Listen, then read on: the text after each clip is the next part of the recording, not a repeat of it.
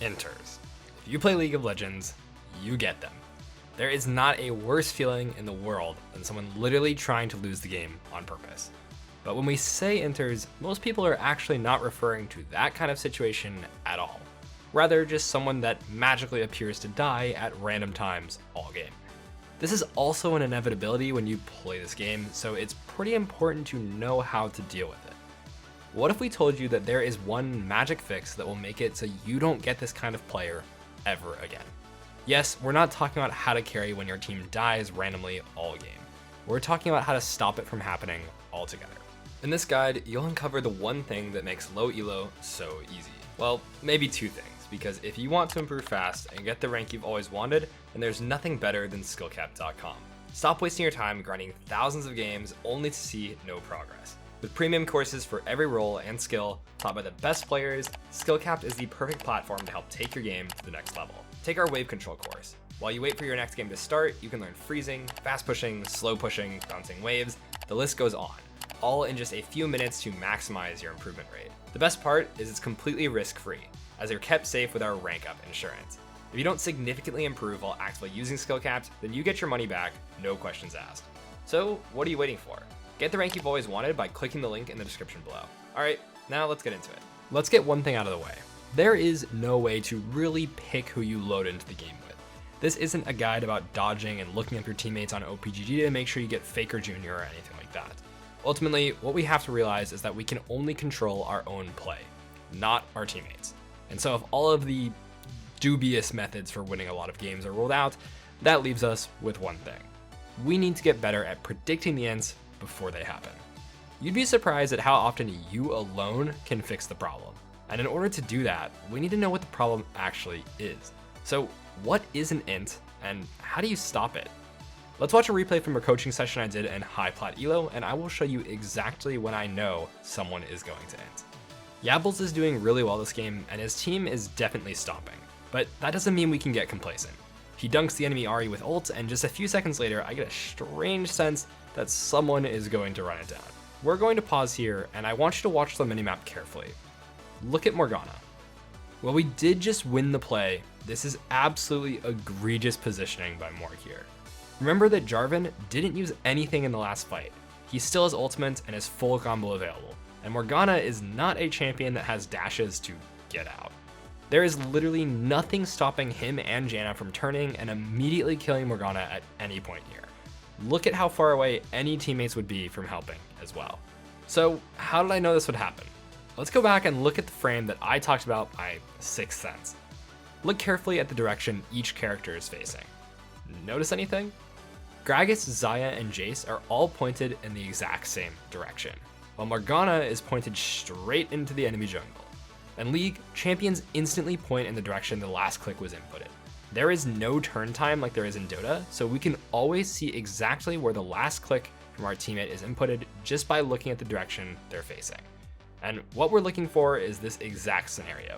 Especially after winning plays, people often have different ideas on what to do next, and there is little to no coordination. Sometimes you get everyone going in the same direction, and sometimes you get situations like this where we have a straggler doing something completely different. I view this whole situation like I'm a school teacher and my 4 teammates are kindergarten children who absolutely cannot be trusted to be on their own. They don't know not to run out into the middle of the street on the field trip, so how can I trust my Morgana not to run headfirst into the enemy team? Basically, just get all the kids safely on the bus before you leave and make sure they're not going to find a way to kill themselves. This idea crops up in a few different ways, so let's look at a couple of more examples to show you the fixes. Let's watch here as Misfortune goes towards mid to farm the wave under tower, and pay close attention to the minimap. We're looking for signs of int. Did you spot it? Let's go back a few seconds and watch Jax as he clicks forward into the enemy jungle with absolutely no help. Okay, so logically, if you see your super fed Misfortune recalling, 2 of your teammates on bot side, and at least 3 enemy people on map right now, it makes no sense to walk into the enemy jungle. But that's exactly what's happening. And you may be saying, okay, this guy's really bad, but what can I do about that? There's 2 things. The first is to just hover the play, and this is especially good if you're strong individually. Again, you don't have to fully involve yourself and commit, but just be aware to be in the area so you can react to things if stuff goes down. Fortunately, Jax doesn't manage to actually die here, but neither did the Morgana from our previous clip.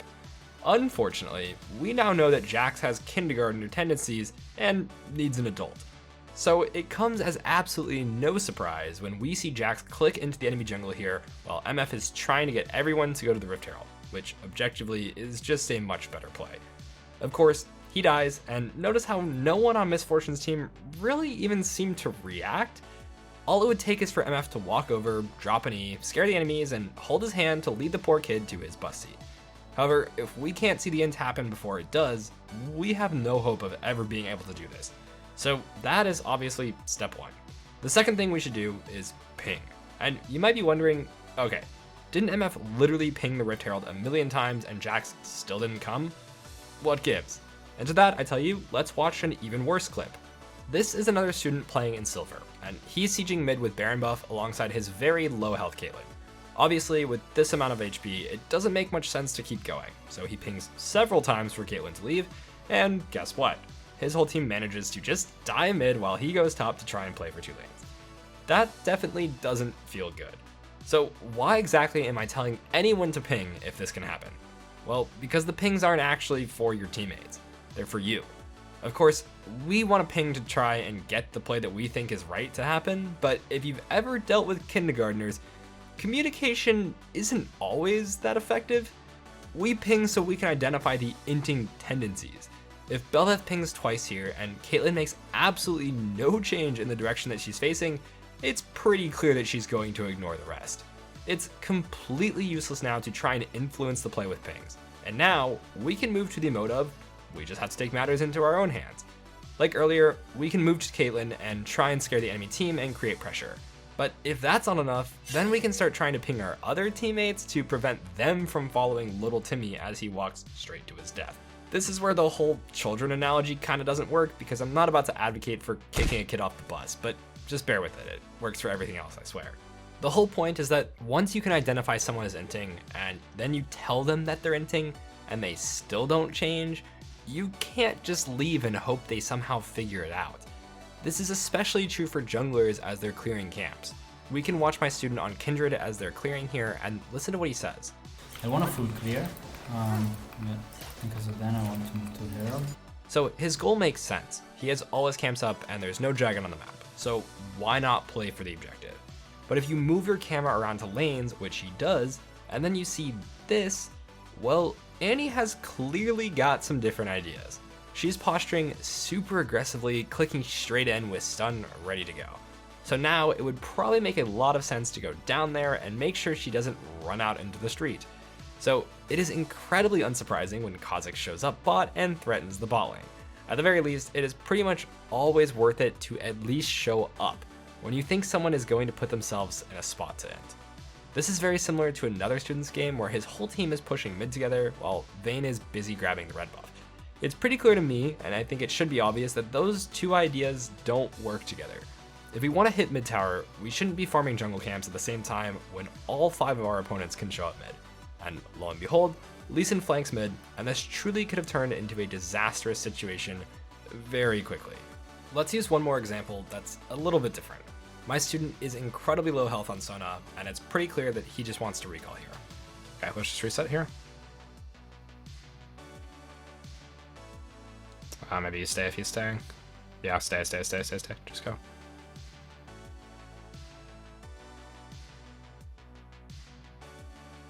Should be dead. Nice, okay, we crash. And then we base. We're not trying to do anything crazy here. Yes, he was super low resources, but it's important to note that Twitch would have gone for this no matter what we did. So we might as well increase the odds of it working out by joining in and helping. On top of this, he helps to push the wave quicker afterwards, which potentially can get Twitch to safety sooner. So he has even less of a chance of, well, inting. Okay, so hopefully this idea makes a lot of sense now.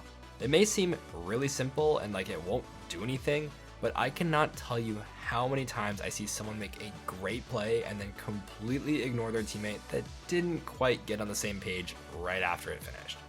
This will fix a lot of ends. and it's one of the things that I consistently have to implement while smurfing in order to win.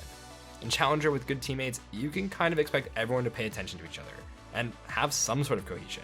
But low elo solo queue is the Wild West, or I guess a field trip if you want to stick with the analogy of this guide. By making sure your teammates always have someone watching over them, you can stop them from absolutely terrorizing your games with 15 death power spikes. And remember, if you want to improve fast and get the rank you've always wanted, then go to skillcap.com. Our service is completely risk-free as you're kept safe with rank up insurance. If you don't significantly improve while actively using skillcaps, then you get your money back, no questions asked. So what are you waiting for? Get the rank you've always wanted by clicking the link in the description below. Alright, that's a wrap on this one, guys. We here at Skillcaps want to thank you for watching, and we'll catch you in the